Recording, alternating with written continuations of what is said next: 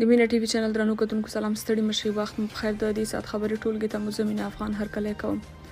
عاصم منیر افغانستان کې د عملیاتو پیلولو لپاره امریکا سره خبرې کړي. امریکا د سفر پر مهال د پاکستان پوځ مشر جنرال عاصم منیر له لوړپوړو ملکي او نظامی امریکایي مسؤلینو سره کتلي او د افغانستان په تړاو یې د دغو کتنو ځینې جزئیات رسنیز کړي شوي دي. د پاکستانی پوځ د رسنیو او عامه اړیکو ادارې په اعلامیه کې ویل شوي چې په دې کتنو کې پر سیمه ییزو امنیتي اندېښنو ځانګړی تمرکز شوی دی. پر دوه اړخیزو ګټو، نړیوالو او سیمه ییزو امنیتي اندېښنو او په پاکستان کې پر رواني ناامنۍ هر اړخیز بحثونه وشول. امریکا ژمنه وکړه چې د دغو ګټو د تعقیب لپاره به په شریکه کار کوي. پاکستانی استخباراتو ته نږدې رسنیو په بسرلي کې په افغانستان کې د خپلو اهدافو پر ضد د عملیاتو پیلولو لپاره له امریکا څخه سلګونه د شپې دوربینونه، مالي مرسته او پر ګټو او خطرونو هم خبرې کړې دي. خو دا چې امریکا یې غوښتنو ته مثبت ځواب ویلی او کنه تر اوسه یې په اړه معلومات نشته.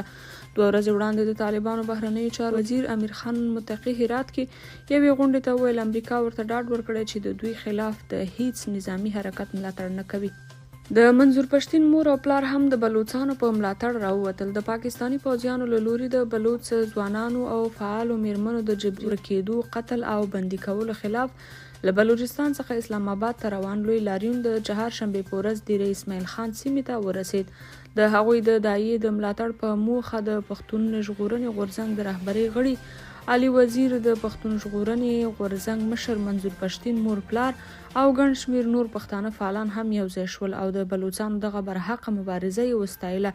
دا مهال د بلوڅانو د دغه حرکت مشري ډاکټره مارنګ کوي او لوی لاریون یې په پلي د اسلام آباد پر لور د حرکت په حال کې.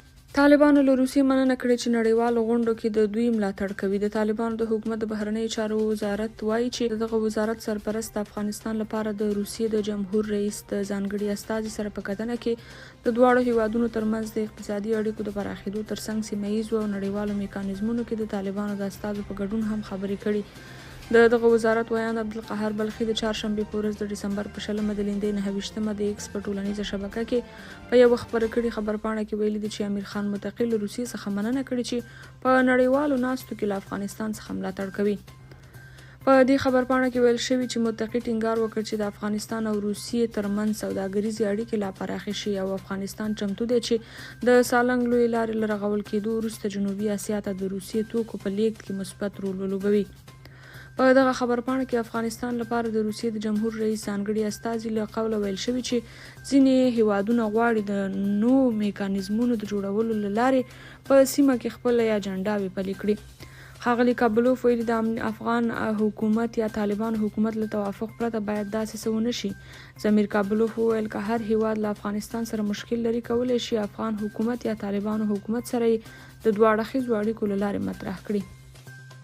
پاکستان ته له افغانستان څخه د امریکایي وسلو د قاچاق ادعاو ته د سپینې ماڼۍ غبرګون. په پاکستان کې د تحریک طالبان پاکستان په وسلوالو حملو کې د امریکایي وسلو د کارولو له ادعا وروسته امریکا وایي چې د پاکستان پر ضد په حملو کې د امریکایي وسلو د کارولو د راپورونو په اړه معلومات نه لري او نشي کولی چې دا خبره تایید کړي. د سپینې ماڼۍ د امنیت شورا ویان جان کربي تېره ورځ په یوه خبري کنفرانس کې وویل چې امریکایي ځواکونو هیڅ ډول وسلې او تجهیزات په افغانستان کې نه دي پریښي او هغه څه چې افغان طالبانو ته لاسته ورغلي د تیر جمهوري حکومت په امنیتي ځواکونو پورې یې اړه لرله. کربي وویل د کومو وسلو په اړه چې تاسو خبرې کوئ او بیا هم زه نشم کولی په اړه یې دا ځانګړي راپورونه یا ځانګړی راپور تایید کړم. دا د افغان امنیتي ځواکونو اړوند وسلې وي. دا وسلې هلته پاتې شوي نه دا چې د امریکا متحده ایالات راووت او په افغانستان کې وسلې پرېښودې. دا په دومره سادهګۍ له تاریخي اړخه دقیقه نه ده. ښاغلي کربي وویل چې په افغانستان کې د امریکا 13 کلن حضور پوځي و او دوی د تیر حکومت د ځواکونو په تجهیز کې مرسته کوله. حماس د 40 برمته شوو د خلاصون په بدل کې د 7 ورځني اوربند په اړه خبرې روانې دي. اسوشیټډ پریس خبري اژانس د حماس د یو چارواکي په حواله ویلي چې په مصر کې د روانو خبرو تمرکز په سیمه کې د یوې اونۍ اوربند په بدل کې د 40 یرغمل شوو بندیانو خوشي کول دي. د حماس دغه چارواکي په وینا که چیرې یا د خبرې اترې نتیجه ورکړي او یوې موافقې ته ورسیږي دا ډله به یو شمېر ملکي ښځې، ماشومان او نارینه چې د غزې په تړانګه کې بندیان دي خوشي کړي.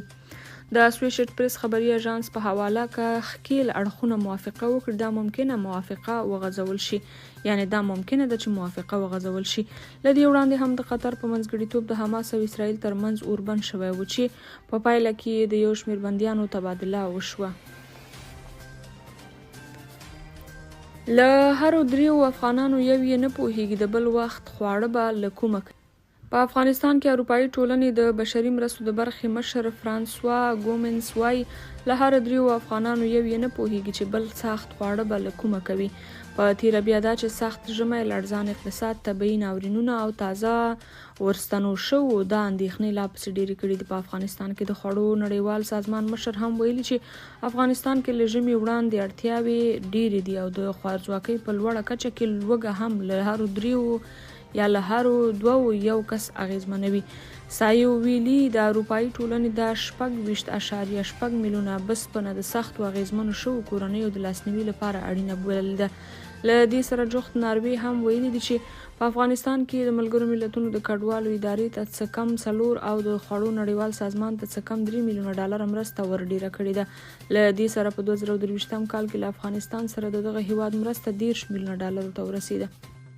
کابل کې موټر چلوونکي د تیلو بیو له لوړوالي شکایت لري. د کابل ښار موټر چلوونکي د تیلو بیې له لوړېدو شکایت کوي او وایي چې د 1 لیټر تیلو بیه 10 افغانۍ لوړه شوې ده. موټر چلوونکي وایي چې د تیلو د بیې لوړېدل د دوی لپاره پر یوې اقتصادي ستونزې بدل شوي دي. دوی له سرپرست حکومت په کابل کې د تیلو د بیې د ټیټېدو غوښتنه کوي. اوکراین د 18 روسي بي پیلوټ الوتکو د نسکورولو خبر ورکړ. د اوکراین هوایي ځواکونو د روسیې د 100 بي پیلوټه یا ډرون الوتکو د له منځه وړلو خبر ورکوي چې د دې هیواد پر ځینو اهدافو د بریدونو لپاره ترې کار اخیستل کېده. د اوکراین هوایي ځواکونو وویل د 19 ډرون الوتکو چې روسیې ورڅخه پر کیف، ادیسا، خرسون او د اوکراین پر یو شمېر نورو سیمو د بریدونو لپاره کار اخیسته 13 یې له منځه وړي دي.